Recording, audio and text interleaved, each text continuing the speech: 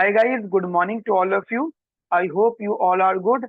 So guys, today we will start our first lecture of the core subject, that is game theory and strategic interaction. Guys, this is the course of your economics honors semester 5, and this is the lecture number 1. ठीक है. So in the last lecture we already discussed about the syllabus of your core subject and the syllabus weightage and so on many things जो भी हमने last class के अंदर discuss करी है. I hope आप लोगों ने वो सेशन देख लिया होगा. ठीक है. तो आज से हम लोग यहाँ पे जो शुरू कर रहे हैं lecture number 1 of your subject. तो write the heading lecture 1. Black pen से लिख लेते हैं इसको हम लोग.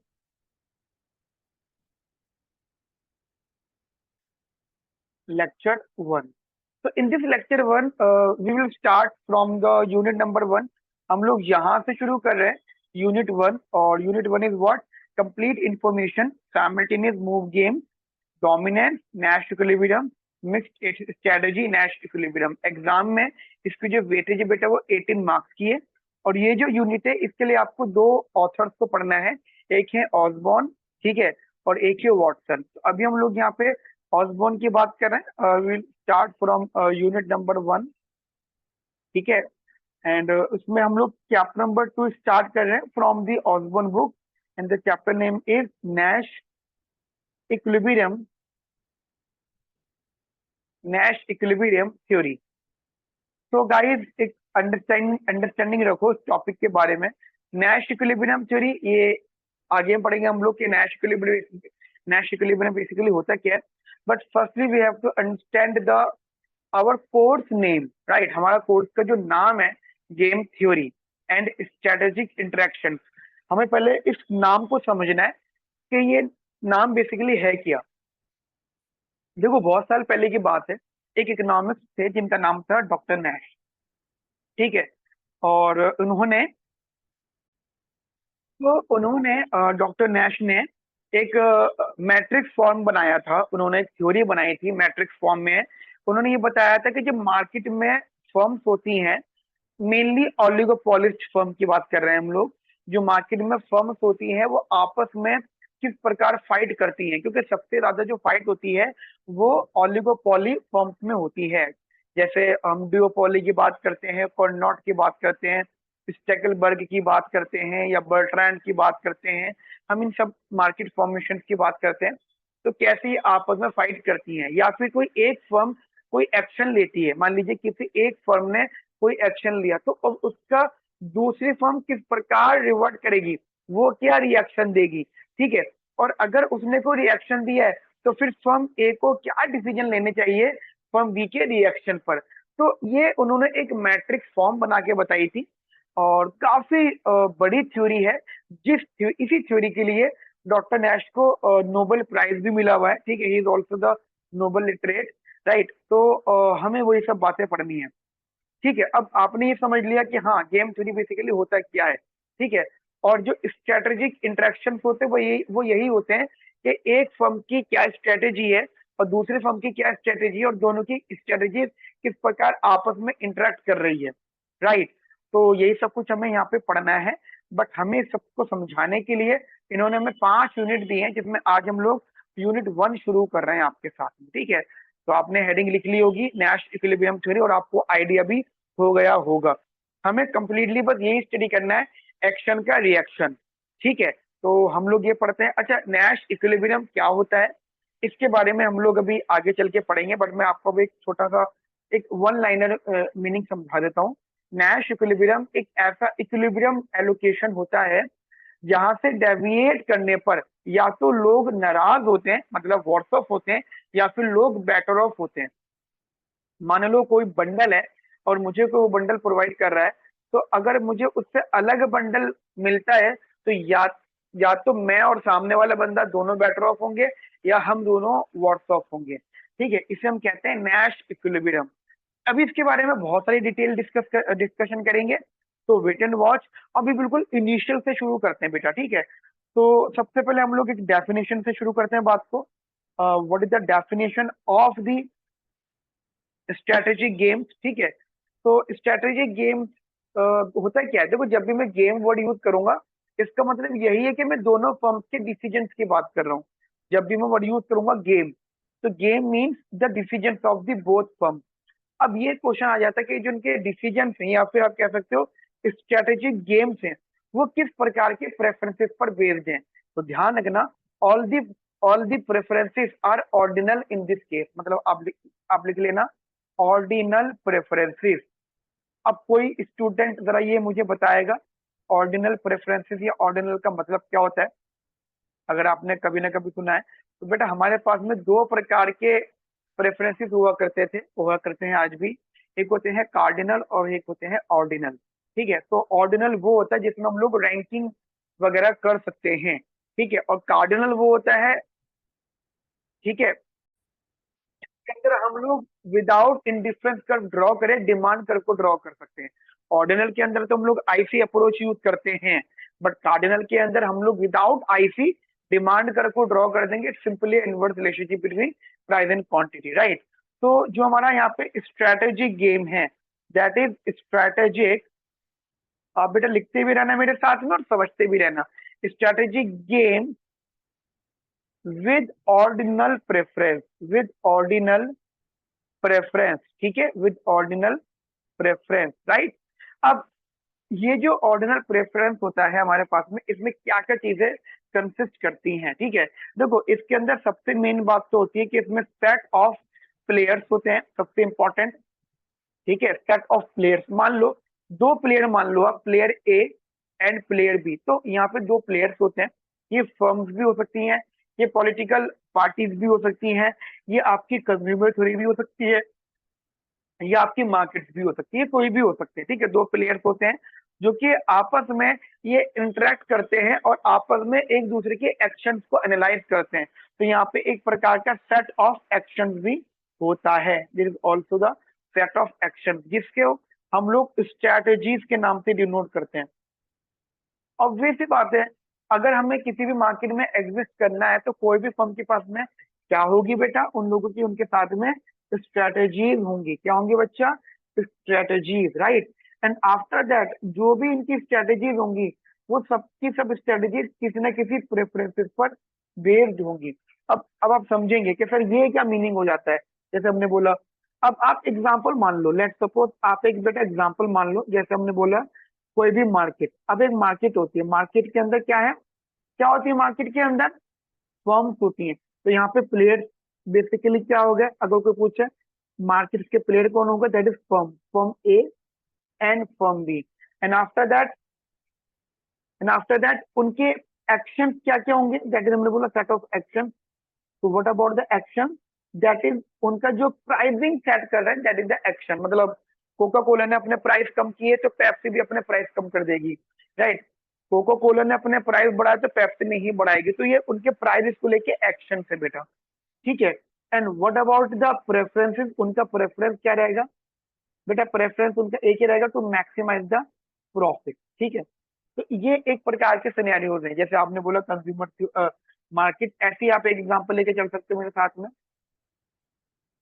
कंज्यूमर थ्योरी, ठीक है, कंज्यूमर थ्योरी।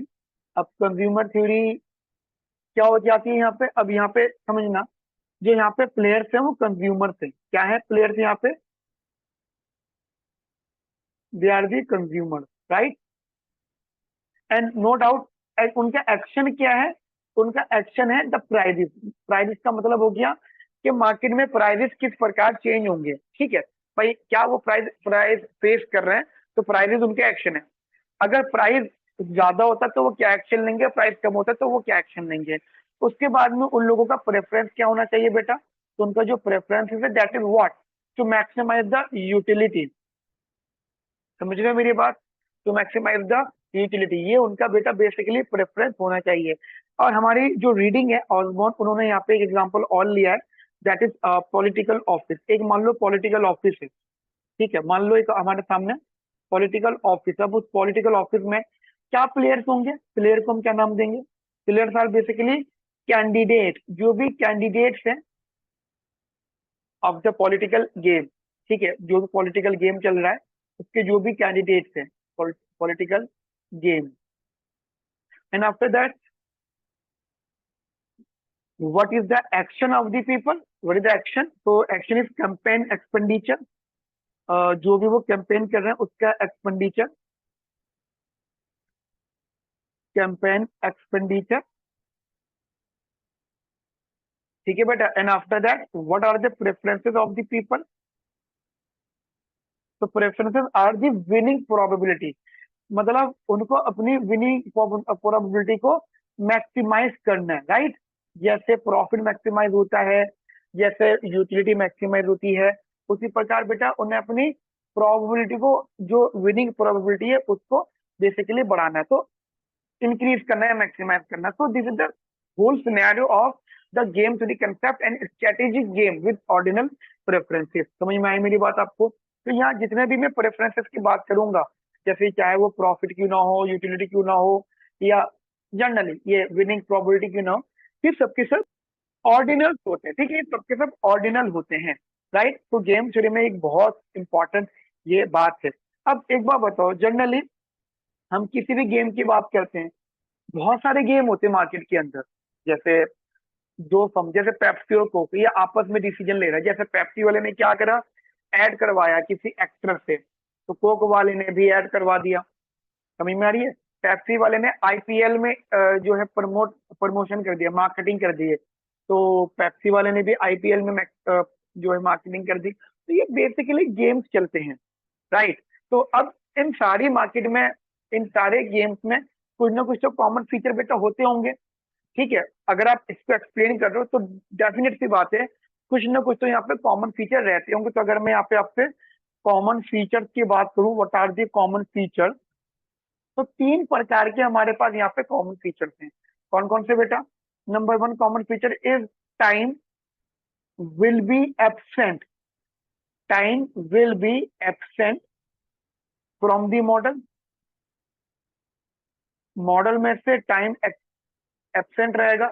मतलब हम कभी भी ये नहीं बोलेंगे कि कोक ने अगर इस महीने ऐड करवाया है, तो अब देखो पेप्सी की अब अपनी मर्जी है, वो कितने भी टाइम में अपने हिसाब से वो ऐड करवाएगी। ऐसा नहीं है कि अगर कोक ने अगस्त में ऐड करवाई है तो पेप्सी भी अगस्त में कुछ भी करके ऐड करवाएगा, नहीं, उनकी स्ट्रेटेजीज होती हैं, राइट। तो यहाँ पे जो बेटा टाइम रहता है उसकी कोई वैल्यूएशन नहीं रहती। आगे चल के हम लोग पढ़ेंगे, सम टाइम ऐसा रहेगा आगे चल के कि जो टाइम होता है वो बहुत वैल्यूबल होता है। आगे चल के हम टॉपिक पढ़ेंगे। जैसे मैं आपको छोटा एग्जांपल दूं, अब आईपीएल है ना, आईपीएल सबको पता, सब देखते हैं।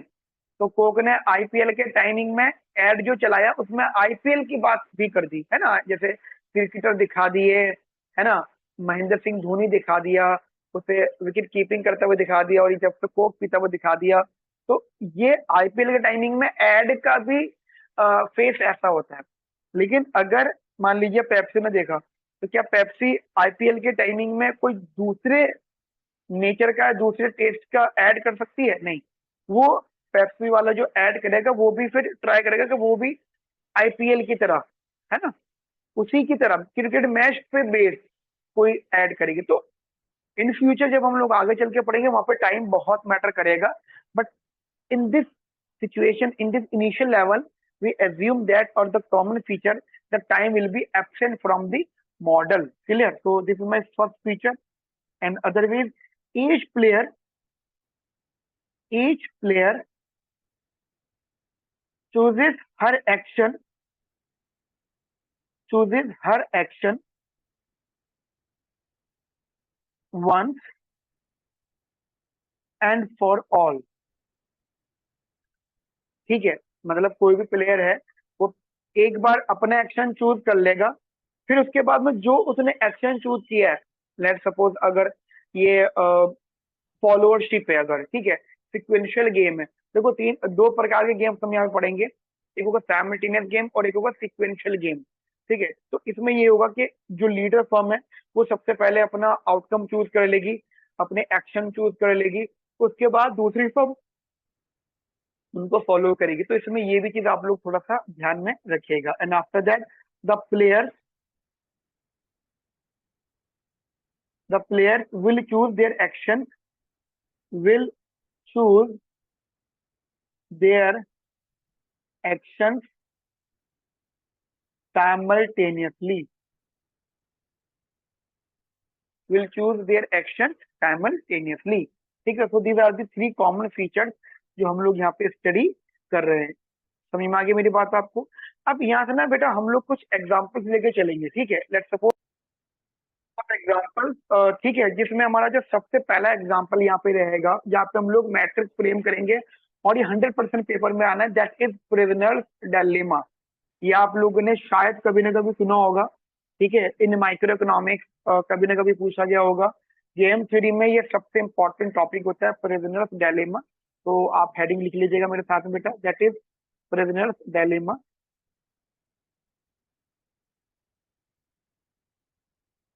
प्रिजनर्स डायलेमा, ठीक है। अब ये प्रिजनर्स डायलेमा बेसिकली है क्या, और क्यों हम इसको यहाँ पे पढ़ रहे हैं, और इसकी आगे चल के हमारी गेम थ्योरी टॉपिक में क्या इंपॉर्टेंस रहने वाली होगी। पहली बात तो ये है कि प्रिजनर डिलेमा आपके आगे चल के कई बार यूज होगा। ये जो पूरा सिचुएशन है, ये जो पूरा एक केस स्टडी है, कई बार जो है डिस्कस होगी। एक्चुअली इसमें क्या हुआ है, प्रिजनर डिलेमा एक यहाँ पे छोटी सी स्टोरी है। वो स्टोरी ये है कि यहाँ पे क्या है कि एक ना क्राइम हुआ है, बड़ा क्राइम हुआ, मेजर क्राइम हुआ है, ठीक है। लेट सपोज एक किसी ज्वेलरी शॉप पर, एग्जांपल मैं दे रहा हूँ अपने पास से, ठीक है, एक माल मसाला लगा के किसी ज्वेलरी शॉप पर जो है रॉबरी हुई है, ठीक है। अब ज्वेलरी शॉप पे रॉबरी हुई है, तो उसमें जब वो रॉबरी करके जा रहे थे या आ रहे थे, कुछ भी करके, मान लो जो वहां पे गार्ड था उसकी किसी ने पिटाई कर दी। मतलब ऑब्वियस बात है, रॉबरी वाले दिन हुई तो रॉबरी करने वालों ने ही पिटाई करी होगी। बट पिटाई करते हुए उसमें गार्ड ने उसको देख लिया होगा या पहचान लिया होगा, लेकिन वो गार्ड ये कह रहा है कि मुझे ये नहीं पता कि इसने चोरी करी है, मुझे ये नहीं पता, लेकिन हाँ इसने मुझे डंडा मारा है, ठीक है, एग्जाम्पल, इसने मुझे मारा है, लेकिन मुझे ये नहीं पता इसने चोरी करी है, क्योंकि जब इसने मुझे मारा तो मैं बेहोश हो गया था। भाई ये भी तो सिचुएशन हो सकती है कि गार्ड की और उसकी ऑलरेडी पहले से लड़ाई चल रही हो, या ऑलरेडी वो आपस में कुछ है ना कुछ उनके बीच में इश्यूज चल रहे हो, टेंशन चल रही हो, और उसी दिन जो है उसी दिन वहां पर रॉबरी हो गई हो, तो कुछ भी पॉसिबिलिटी हो सकती है। तो एग्जाम्पल, गार्ड ये कहता है कि इसने मुझे मारा है, तो this is a minor crime, ठीक है, this is the minor crime. अब गार्ड ये कहता है इसने मुझे मारा है, ठीक है, यही रॉबरी, इसी ने रॉबरी करी है। अब पुलिस वाले के पास जो एविडेंस है, वो एविडेंस है इसका माइनर क्राइम का, दैट इज इसने गार्ड को मारा है, वो माइनर क्राइम है अगर हम रॉबरी से कंपेयर करें। रॉबरी का जो है जो क्राइम हुआ है, उसके लिए एविडेंस नहीं है कि इसी बंदे ने रॉबरी करी है, और वो एक नहीं थे, वो दो जने थे, या कोई ग्रुप था, या मान लो दो जने थे वो, ठीक है। अब क्या हो जाता है, यानी अब उन दोनों को पकड़ तो लिया जाता है, ठीक है, वो सस्पेक्ट हैं, मैं मानता हूँ वो लोग दोनों जो लोग हैं वो सस्पेक्ट हैं, वो दोनों पकड़े जाते हैं, लेकिन पुलिस वालों के पास में ना एविडेंस नहीं है कि उनको मेजर क्राइम में जेल में डाल दें। अब पुलिस वाले क्या करें, क्या करना चाहिए पुलिस वालों को, उन लोगों को उनसे कन्फेस करवाना चाहिए कि वो खुद मान ले कि हमने चोरी करी है, मतलब हमने मेजर क्राइम करा। This is the only condition जिसके बेसिस पे उनको जेल हो सकती है बड़े क्राइम के लिए, वो खुद ही कन्फेस कर लें। अब पुलिस वाले हर वो तरीके अपनाएंगे जिसके बेसिस पे वो लोग कन्फेस करें। अब सिचुएशन ये कहता है कि सिचुएशन बेसिकली है कि दो लोग पकड़े तो गए, मतलब यहाँ पे प्लेयर्स तो हैं, और प्लेयर्स कौन है, दे आर टू सस्पेक्ट, ठीक है। अब एक चीज है, अब पुलिस वालों ने दोनों लोगों को शक की बिना पे पकड़ लिया है, क्योंकि उन लोगों ने या उनमें से किसी एक ने गार्ड की पिटाई करी थी, तो उस शक को उन्हें उठा तो लिया है। लेकिन अब ये पुलिस वाले चाहते हैं कि कन्फेस करें। अब कन्फेस के लिए वो लोग क्या करेंगे, मान लो ये दोनों लोगों को पकड़ लिया, दोनों लोग ए एंड बी है, पुलिस वाले क्या करेंगे, दोनों लोगों को अलग अलग सेल में बंद कर देंगे। यहाँ पे ए को बंद किया है अभी फिलहाल के लिए, यहाँ पे बी को बंद किया है, तो वो ए और बी से अलग अलग करके पूछताछ कर रहे हैं। अब ऑब्वियसली बातें यहाँ पे सिचुएशन हो सकती हैं, उन दोनों पुलिस वालों को पता है कि ये मानेंगे तो है नहीं इतनी आसानी से, तो पुलिस वाले उनको थोड़ा सा झूठ बोलते हैं, टेक्निक अपनाते हैं। पुलिस वालों की दोस्तों टेक्निक होती है सच उगलवाने की। तो उनसे जो सस्पेक्ट ए होता है उससे कहते हैं कि तुम इन्फॉर्मर बन जाओ। अगर तुम इन्फॉर्मर बन जाओगे और मतलब सच सच बता दोगे अगर चोरी करी है, तो कह रहा है हमें पता है कि तुमने चोरी करी है, बट तुम इसकी बात को कन्फेस कर लो, ठीक है। अगर तुम इन्फॉर्मर बन गए, अगर तुम इन्फॉर्मर बन गए तो तुम्हें मैं बिल्कुल फ्री कर दूंगा, तुम्हें जीरो सजा होगी, तुम्हें कुछ नहीं कहेंगे, तुम्हें अभी यहीं से बाहर भेज देंगे हम लोग। और जो दूसरा वाला है ना, उसे हम 4 साल की सजा देंगे, ठीक है क्या। अगर तुमने कन्फेस कर लिया, ठीक है, यानी थिंक, अगर तुम इन्फॉर्मर बन गए, यानी अगर मान लो अगर कोई जैसे है ना, अगर तुम इन्फॉर्मर बन गए, अच्छा, जो ऑफर इन्होंने एजेंट ए को दिया, सस्पेक्ट ए को दिया, वही सेम ऑफर इन्होंने सस्पेक्ट बी को भी दिया। समझ रहे हो मेरी बात। जो ऑफर इन्होंने सस्पेक्ट ए को दिया, वही सेम ऑफर इन्होंने सस्पेक्ट बी को भी दिया। अच्छा, इसको आप ऐसे समझ लो, लेट सपोज, लिख भी लो मेरे साथ में, बड़ा इंटरेस्टिंग सा पॉइंट है। मैं आपके लिए लिख देता हूँ, फिर आपने उसको नोट कर लेना, ठीक है ना बेटा। अब ये देखो, मैंने आपके लिए छोटा सा एक नोट लिखा है, आप इसको एक बार नोट भी कर लेना कॉपी में, ठीक है। देखो सिंपल सी बात है कि मेजर क्राइम सस्पेक्ट हैं, ठीक है, पुलिस के अकॉर्डिंगली, बट उन पुलिस के पास एविडेंस नहीं है, ठीक है, और कि उनको कन्वर्ट करवा सकते हैं उस चीज के लिए, मेजर क्राइम के लिए इनफ एविडेंस नहीं है। पुलिस ने उनको पकड़ा है फॉर द माइनर ऑफेंस, तो पुलिस उनको सेपरेट सेल में रखेगी और उनसे पूछताछ करेगी, और उनमें से एक को ऑफर करेगी, मतलब दोनों को ऑफर करेगी कि वो जो है इन्फॉर्मर बन जाए। अब एक बार बताओ, अगर वो इन्फॉर्मर बन जाते हैं, जैसे ऑप्शन देते हैं, दोनों से अलग तरह की पूछताछ कर रहे हैं, अगर बोथ रिमेन साइलेंट, अगर दोनों के दोनों, इफ बोथ रिमेन साइलेंट, अगर दोनों को दोनों खामोश रहते हैं, तो उनको 1-1 साल की सजा होगी, क्योंकि देखो दोनों खामोश हैं। तो अब उनको मेजर क्राइम तो वो कन्फेस नहीं कर रहे, बट उनको पकड़ा है माइनर क्राइम के लिए, और वो माइनर क्राइम जो है कंफर्म है, उसका एविडेंस है पुलिस वालों के पास। तो उस माइनर क्राइम के बेसिस पे उन्हें 1-1 साल की सजा हो जाएगी, ठीक है। देन कह सकते हैं, then 1 year prison, then 1 year prison, right. एक ये सिचुएशन है, 1 साल की इनको सजा होगी, ठीक है। लेकिन इसमें इसी चीज में एक एक जो है कंडीशन ये भी आ सकती है, अगर उनमें से कोई भी एक, उनमें से कोई भी एक अगर इन्फॉर्मर बन जाता है, if one become informer, if one of them one of them become informer, अगर दोनों में से कोई एक इन्फॉर्मर बन जाता है, देन उनको फिर जो इन्फॉर्मर है उसको तो कोई सजा नहीं होगी, ही विल गेट फ्री, ठीक है। And tells everything, and tells everything,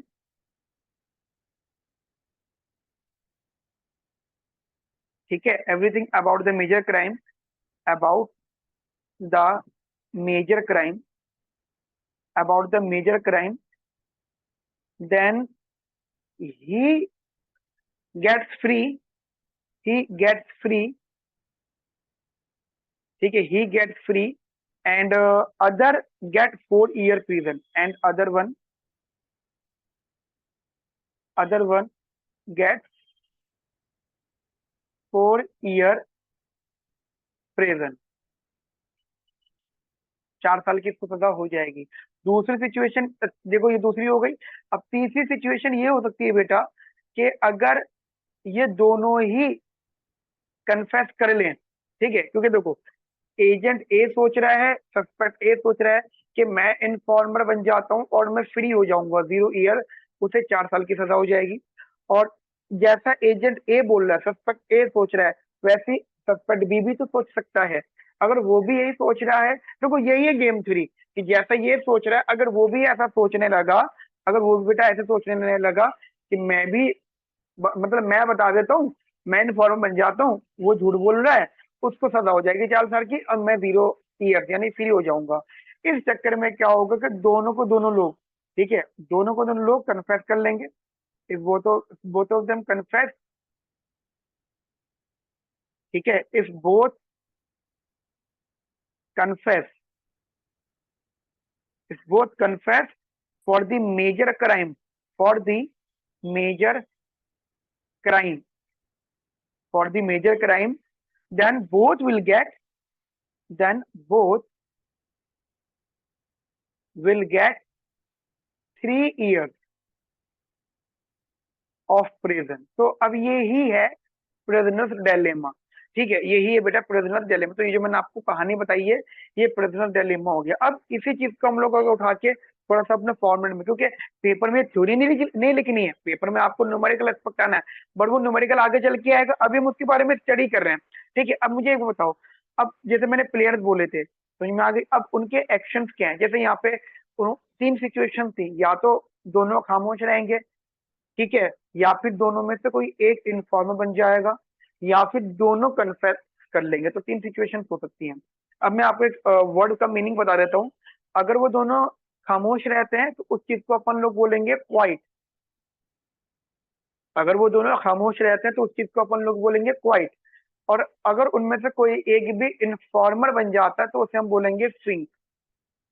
Fink का मतलब होता है इन्फॉर्मर। ठीक है बेटा, अगर उन दोनों में से कोई एक भी इन्फॉर्मर बन जाता है तो उसे हम बोलेंगे फिंक। तो ये दोनों कोई क्वाइट और फिंक ऑप्शंस हैं, ठीक है, या कह सकते हो एक्शन पे जाएंगे। And what is the preferences, उन दोनों के प्रेफरेंसेस क्या है। तो बेटा उनके जो प्रेफरेंसेस है ना, वो कुछ पॉसिबिलिटीज है। और वो किस प्रकार की पॉसिबिलिटीज है बेटा, जरा बताओ मुझे, क्या क्या पॉसिबिलिटीज हो सकती हैं। देखो, या तो दोनों को दोनों, जैसे मैं पहला वाला जो ऑप्शन रखूंगा वो एजेंट 1 के लिए रखूंगा, दूसरा वाला एजेंट 2 के लिए रखूंगा। तो या तो दोनों को दोनों क्वाइट रहेंगे, क्वाइट क्वाइट, ठीक है, या फिर दोनों में से पहला वाला क्वाइट रहे, दूसरा वाला इन्फॉर्मर बन गया, या फिर पहला वाला खामोश है, सॉरी इन्फॉर्मर बन गया, दूसरा वाला क्वाइट है यानी खामोश है, या फिर दोनों को दोनों इन्फॉर्मर। अब देखो, फिंक फिंक मतलब हो जाता है दोनों ने कन्फेस कर लिया। ठीक है, फिंक का मतलब हो जाता है दोनों ने कन्फेस यहाँ पे कर लिया। अब यहाँ पे जो उन्होंने डेटा दिया है, वो डेटा को आप थोड़ा सा एक अंडरस्टैंडिंग के बेसिस पे समझना। ठीक है, जैसे अगर दोनों ही खामोश हैं, क्विट हैं, तो इनको 1 साल की सजा होगी, 1 ईयर। ठीक है, और अगर पहला वाला खामोश है, दूसरा वाला इन्फॉर्मर बन रहा है, तो जो ए होगा उसे 3 साल की सजा होगी, और जो बी है जो कि जो कि इन्फॉर्मर है, उसे कुछ भी सजा नहीं होगी। या फिर पहला वाला इन्फॉर्मर बन रहा है तो उसे 0 ईयर की सजा होगी, मतलब फ्री छोड़ दिया जाएगा। और जो दूसरा वाला है उसे 3 साल की सजा होगी बेटा। ठीक है, और अगर दोनों को दोनों कन्फेस कर लेंगे तो फिर दोनों जनरली ये 4 4, इसको 4 साल की सजा होगी, 4 साल कर लेना, इसे 4 साल की सजा, मतलब वो डेटा के हिसाब से। और इन्हें 3 इयर्स ईच। तो वो दोनों ने कन्फेस कर लिया, तो ये सिनेरियो यहाँ पे रहेंगे। ठीक है, तो ये पॉसिबिलिटी यहाँ पे बेटा है। अब मैं काम करता हूँ, मैं ना प्लेयर 1 के हिसाब से सोचता हूँ। ठीक है, प्लेयर 1 के हिसाब से सोचता हूँ, अगर मान लो मैं प्लेयर 1 होता तो प्लेयर 1 किस प्रकार ऑर्डरिंग रख रहा है। ठीक है, तो आप ये कह सकते हो नाउ, और अच्छा मैं ना यहाँ पे इनकी यूटिलिटीज भी रख लूंगा। ठीक है, now player 1 ordering of the action, ordering of the action, ordering of the action, और फ्रॉम एक्शन प्रोफाइल,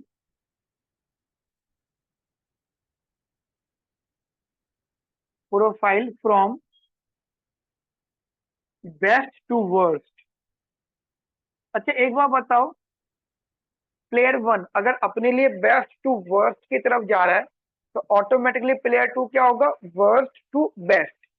मतलब अगर दोनों को देखो तो दोनों उल्टी तरफ से चल रहे हैं, मतलब एक अगर ये बेस्ट टू वर्स्ट जाएगा तो सेकंड वाले का प्लेयर 1 के हिसाब से वर्स्ट टू बेस्ट होना चाहिए। तो ये में आगे मेरी बात, क्योंकि दोनों कभी सेम एरिया पे नहीं होंगे। अब एक बार बताओ, अगर मैं यहाँ बात करूँ रैंक 1 की, तो प्लेयर 1 रैंक 1 किसको देगा, प्लेयर 1 के लिए बेटर ऑप्शन क्या है, what is the rank 1 for the player 1, देख के बताओ। भाई प्लेयर 1 के सिनेरियो से समझना, प्लेयर 1 चाहेगा कि मुझे इसमें देख के बताओ, प्लेयर वन यहाँ पे ए है, प्लेयर भी यहाँ पे बी है। ठीक है, और यहाँ पे 1 ईयर ईच भी कर लो। तो प्लेयर ए के लिए, प्लेयर वन के लिए बेटर क्या है, ये वाला 0 साल की उम्र, मतलब उम्र जो है सजा, ठीक है, उससे कोई भी सजा ना हो, तो वो क्या है, स्विंग कॉमा क्विट, मतलब ये उसका रैंक 1 रहेगा उसके हिसाब से, स्विंग कॉमा क्विट, ये उसका ऑप्शन है यहाँ पे, ठीक है, मेरी बात समझ में आ गई। Swing comma quit, swing comma quit का मतलब हो गया कि जो प्लेयर वन है वो जो है इन्फॉर्मर बन जाएगा, और जो प्लेयर टू है वो खामोश रहेगा। ये सिचुएशन प्लेयर वन के हिसाब से रैंक वन है, बेस्ट जो है कंडीशन होगी। रैंक टू क्या है इसकी बेटा, rank two is what, that is, अब सोचो इसके हिसाब से देखो, 0 है, 0 के बाद में बेटर ऑप्शन क्या, 1 ईयर, या तो कुछ भी साल, कुछ भी सजा ना हो, या कंपेरेटिवली 1 साल की सजा हो जाए, और वो क्या है, क्वाइट क्वाइट, तो उसके लिए बेटर ऑप्शन क्या है बेटा, क्वाइट क्वाइट, ठीक है। अब जनरली अगर मैं इस चीज को एक यूटिलिटी फॉर्म में लिख लूं, ठीक है, तो मैं एग्जांपल दे रहा हूँ, एजेंट ए के हिसाब से मैं बात कर रहा हूँ, we are talking about the behalf of agent A, ठीक है, एजेंट ए के बिहाफ में मैं बात कर रहा हूँ आपसे, स्ट्रिंग कॉमा क्वाइट, तो मैं एग्जांपल लेट सपोज इसको यूटिलिटी 3 मान रहा हूँ, ये गिवन होगा, ठीक है, ये गिवन होगा। ऐसे ही इसकी जो है क्वाइट क्वाइट की जो यूटिलिटी मानी, लेट सपोज 2 मैंने यहाँ पे एज्यूम कर ली। सिमिलरली रैंक 3, रैंक 3 क्या होगी भाई, या तो कुछ भी सजा ना हो, या 1 साल की सजा हो, या फिर भी 3 साल की सजा हो, ठीक है। रैंक 3 के हिसाब से अगर आप देखोगे, rank 3 is this, sink sink, ठीक है, कन्फेस कर लेना बेटर ऑप्शन है, ठीक है। तो ये है आपका सिंक और सिंक, और उसके हिसाब से utility of agent A for this sink sink, मतलब एजेंट ए भी खामोश इन्फॉर्मर बन जाए, वो भी इन्फॉर्मर बन जाए, मतलब दोनों ने कन्फेस ही कर लिया, अब इन्फॉर्मर थोड़ी बनेंगे, कन्फेस कर लिया, अब तो दोनों को सजा होगी, ठीक है। तो ये उसका थर्ड रैंक है, मतलब वॉट से एक ऊपर। इसके लिए मैंने एग्जाम्पल 1 यूटिलिटी मान ली, दिस आर द यूटिलिटी जो मैंने अभी यहाँ पे टर्म रखूंगा। रैंक 4, वर्स्ट सिचुएशन क्या है, टू बेसिकली खामोश रहना, ठीक है, और वो वर्स्ट है अगर वो खामोश रहा और दूसरे वाले एजेंट ने सब कुछ बता दिया, तो जो सब कुछ बता रहा है उसे कोई सजा नहीं होगी, और जो छुपा रहा है उसे 4 साल की सजा होगी, ठीक है। तो यहाँ से जो इसकी यूटिलिटी मिलेगी तो 0 मिलेगी, मतलब ये हम यूटिलिटी एक्सपेक्ट कर रहे हैं कि हमको कितनी कितनी यूटिलिटी मिलेगी। वो जेल जा रहा है तो उसकी 0 यूटिलिटी है, वो कम साल के लिए जा रहा है तो 1, और कम साल के जा रहे हैं तो 2, और बिल्कुल ही 0 ईयर के लिए जा रहा है मतलब जा ही नहीं रहा, तो उसके लिए 3 यूटिलिटी उसको मिलेगी। अच्छा, जैसा मैं एजेंट 1 के लिए सोच रहा हूँ, ऐसे ही मैं एजेंट 2 के लिए भी सोच सकता हूँ, तो वो इसका जो होगा बेसिकली वर्स्ट टू बेस्ट हो जाएगा, ठीक है। तो इस चीज का थोड़ा सा दिमाग में रखना, जैसे मैंने एजेंट ए के लिए बोला, ऐसे में सिमिलरली एजेंट बी के लिए बोल देता हूँ, for player, for player two ordering of the action profile, profile from from, अब देखो इसके हिसाब से फ्रॉम बेस्ट टू वर्स्ट, मतलब अगर सिर्फ प्लेयर 1 की बात करें तो प्लेयर 2 के लिए वर्स्ट टू बेस्ट होगा, लेकिन अगर मैं प्लेयर 2 की ऑर्डरिंग की बात करूं तो वो भी अपने लिए बेस्ट टू वर्स्ट की तरफ जाएगा, तो वो भी बेटा यही आउटकम लगाएगा, ठीक है, मतलब सेम, वो बेटा सेम लगाएगा, that is sink and quiet, ठीक है, सिंक एंड क्वाइट रहेगा, उसके हिसाब से ये रैंक 1 रहेगी, रैंक 1 सिंक एंड क्वाइट, मतलब ये सिनेरियोज यहाँ पे बेसिकली रहेंगे, मतलब सेम रहेगा यहाँ पे बेटा, ठीक है। तो आप वन वन टेक कर सकते हो, एक ही बारी का कर सकते हो, ठीक है, तो दूसरा वाला ऑटोमेटिकली सेम रहेगा, सेम एज अबाउ, ये लिख दो, काफी है, सेम एज अबाउ, ठीक है, ये काफी सेम लिखने की जरूरत नहीं है। अब मैं इसकी मैट्रिक्स फॉर्म बना लेता हूँ, मैट्रिक्स फॉर्म कैसी रहेगी, इसका हम यूटिलिटी फॉर्मेशन में मैट्रिक्स फॉर्म बना लेते हैं, ठीक है।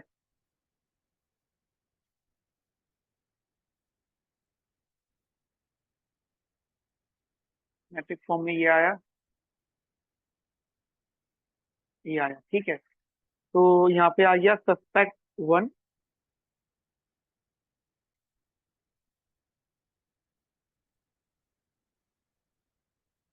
और सस्पेक्ट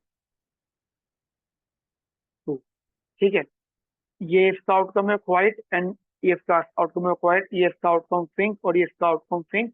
तो एक सिचुएशन मान लो, अगर दोनों ही खामोश रहते हैं, क्वाइट रहते हैं, तो दोनों को कितने साल की सजा होगी? जनरली नॉट, यहाँ पे ईयर, यहाँ पे प्रिजन ईयर नहीं आएगा, यहाँ पे इनकी यूटिलिटी आएगी, ठीक है। मैंने जस्ट एग्जांपल दिया। अब आप देखो, अगर दोनों को दोनों क्वाइट रहते हैं, खामोश रहते हैं, तो उसके हिसाब से कितना बना बेटा यूटिलिटी इनकी? टू, ठीक है। अगर एजेंट ए के हिसाब से देखो तो एजेंट ए की टू है, एजेंट ए के साइड से देखो तो उसके टू है, ठीक है। अब एजेंट ए की बात कर लेते हैं। अब एजेंट ए का फिंक यहाँ पे सस्पेक्ट टू का क्वाइट हो, एजेंट ए का फिंक यहाँ पे सस्पेक्ट टू का क्वाइट हो, उसके लिए यहाँ पे थ्री आउटकम आएगा, है ना। यूटिलिटी कितनी है बेटा? थ्री। लगा दो यहाँ पे थ्री यूटिलिटी में, दैट इज थ्री। मतलब पहला वाला जो पार्ट है, पहला वाला जो है वो एजेंट ए के लिए, सस्पेक्ट ए के लिए, और दूसरा वाला सस्पेक्ट बी के लिए, ठीक है। एंड अगर सस्पेक्ट वन क्वाइट है, दूसरा फिंक है जनरल लेवल पे, तो इस पे इनकी यूटिलिटी कितनी हो जाएगी? जीरो। अगर सस्पेक्ट वन क्वाइट है इन सस्पेक्ट टू फिंक, यानी सस्पेक्ट टू इन्फॉर्मर बन गया, तो सारी की सारी सजा इसी हो जाएगी सस्पेक्ट वन को। तो सस्पेक्ट वन की यहाँ पे यूटिलिटी कितनी आएगी? जीरो। ये यूटिलिटी है, ध्यान रखना। और दूसरा, अगर दोनों कन्फेस कर लेते हैं, तो देख लो यहाँ पे इनकी कितनी यूटिलिटी आ रही है? वन वन, ठीक है। तो ये वन आ रही, ठीक है बेटा। तो अब इसको ऐसे भी समझ सकते हो, तो दैट इज वन। तो ये सस्पेक्ट वन की बात करी। अब हम बात करेंगे सस्पेक्ट टू।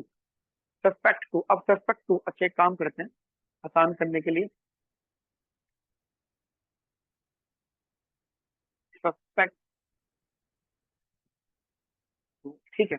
वही सेम, अगर दोनों खामोश रहते हैं तो दोनों की यूटिलिटी यूटिलिटी टू होगी। अगर सस्पेक्ट वन खाम फिंक इन्फॉर्मर बन जाता है, ठीक है, लेकिन सस्पेक्ट टू क्वाइट है, तो ये आपको पता है सस्पेक्ट टू क्वाइट है, और ये जनरली इन्फॉर्म बनेगा, तो यहाँ पे इसका ये जनरली जीरो, ये है ही उल्टा, ठीक है। और यहाँ पे अगर सस्पेक्ट टू, सोचो, अगर ये क्वाइट है, सस्पेक्ट टू क्वाइट है, और सस्पेक्ट वन आपका फिंक है, तो सस्पेक्ट टू को कितना आउटकम मिलेगा? जीरो, क्योंकि अगर वो खामोश है तो उसको 4 साल की सजा होगी। सिमिलरली अगर सस्पेक्ट टू इन्फॉर्मर बन रहा है और सस्पेक्ट वन खामोश है, तो उसे जनरली यूटिलिटी कितनी होगी उसकी? थ्री, ठीक है। These are the utility, best utility. और अगर दोनों को दोनों कन्फेस कर लेते हैं, तो उनका वन का आउटकम आएगा, ठीक है। तो this is the basically matrix form. ये बहुत इंटरेस्टिंग है। Don't be confuse between the prison years और द यूटिलिटी। यूटिलिटी अलग होता है, प्रिजन ईयर अलग है, ठीक है। अच्छा, एक तो बात होगी दोस्तों हमारे पास में प्रिजनर्स डायलेमा की। अच्छा, इसके आगे हम लोग नाश इक्विलिब्रियम डोमिनेंस स्ट्रेटेजी वो आगे पढ़ेंगे, बट यहाँ पे एक बेसिक आइडिया रखो, क्योंकि अब आगे हमारे लिए पढ़ना आसान होगा। हम वहां फिर वहां पे पूरी कहानी डिस्कस नहीं करेंगे, वहां पे हम इसे अंडरस्टूड लिख लेंगे, क्योंकि ये अगर पेपर में आना तो आपको पहले समझ में आना चाहिए। तो बेटा ये दिस इज मैट्रिक्स फॉर्म, इसे आप क्या नाम दोगे? This is a matrix form of game, ठीक है। ये गेम का मैट्रिक्स फॉर्म, ठीक है। This is the matrix form of game. अच्छा, एक चीज है छोटी सी यहाँ पे, जनरली अगर आप ध्यान से देखो पूरी मैट्रिक्स फॉर्म को, तो या जनरली कोई और भी, वहां पे क्या होता है कि कॉपरेशन होता है, कॉपरेट। अगर ये लोग पकड़े जाने से पहले ही ये डिस्कस कर लें आपस में कि हम एक दूसरे को कॉपरेट करेंगे, ठीक है, तो ध्यान रखना, एक दूसरे को कॉपरेट करने का मतलब यही हो जाएगा कि चुप रहना है, बताना नहीं है। ये तो मीनिंग हो गया कि मैं चुप रहूंगा, मैं नहीं बताऊंगा, तू भी मत बताइयो। लेकिन at the time of inquiry और रिमांड, उस टाइमिंग में हो सकता है कोई ना झेल पाए उनके जुल्म वगैरह, ठीक है, टॉर्चर, और वो बता दे। तो ध्यान रखना, यहाँ पे फिर अगर एक बंदा क्वाइट है, तो दूसरा उसके क्वाइट रहने की वजह से फ्री राइड कर जाएगा, उसके क्वाइट रहने की वजह से फ्री राइड कर जाएगा। क्यों? क्योंकि इससे लगता था कि सामने वाला बंदा खामोश रहेगा, मैं भी खामोश रहता हूँ, और ये वाला बंदा एक ही बारी में इन्फॉर्मर बन गया। और इसका ये 0 ईयर्स इसका इसलिए हुआ क्योंकि वो कॉपरेट कर रहा था, उसने बोला था कि मैं खामोश रहूंगा। देखो, दोनों अगर कन्फेस करते हैं तो दोनों की जो जनरल यूटिलिटी होगी 1-1 होगी। लेकिन उनमें से अगर कोई एक कन्फेस कर लेता है और दूसरा मन नहीं करता है, तो जिनने कन्फेस करा है, उसको कुछ भी सजा नहीं होगी और उसकी यूटिलिटी 3 की हो जाएगी। और जो कन्फेस नहीं कर रहा, जो क्वाइट है, जो खामोश है, उसे 4 साल की सजा हो जाएगी, उसकी 0 यूटिलिटी हो जाएगी। तो यहाँ पे एक छोटी सी बात ध्यान रखना, अगर इफ बोथ, इसको हम ऊपर लिख लेते हैं, हाँ, छोटा सा नोट होगा, if both agents cooperate with each other,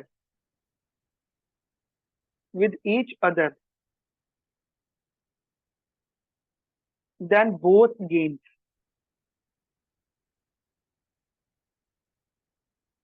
ठीक है, एंड मतलब दोनों को फायदा होगा, मतलब दोनों कोऑपरेट कर ले, खामोश रहते तो ठीक है, कम कम साल की सजा होगी उनको। बट इन केस अगर उनमें से कोई भी झूठ बोल देता, तो ऐसा इसलिए क्योंकि हर प्लेयर के पास में एक इंसेंटिव है, because each player has an incentive to free ride. ठीक है, हर प्लेयर के पास इंसेंटिव है फ्री राइड करने का। ठीक है, तो एक ये छोटी सी बात आप दिमाग में रखना बेटा। ठीक है, each player has the incentive to free ride. ठीक है बेटा, हर प्लेयर के पास में फ्री राइड करने का इंसेंटिव है।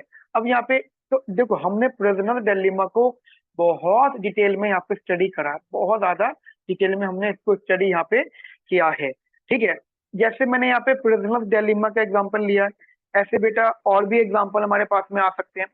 ठीक है, तो बट हम आज के सेशन में प्रिजनर डिलेमा रखेंगे, उसके बाद में हम अगले सेशन में और भी जो है चीजों का डिस्कशन करेंगे। ठीक है, तो आपने आज जो डिस्कस किया उसको प्लीज अच्छे से कॉपी में नोट करिएगा, बढ़िया तरीके से चीजों को बेटा समझ लीजिएगा। ठीक है, तो मिलते हैं नेक्स्ट सेशन में, तब तक के लिए ध्यान रखिए।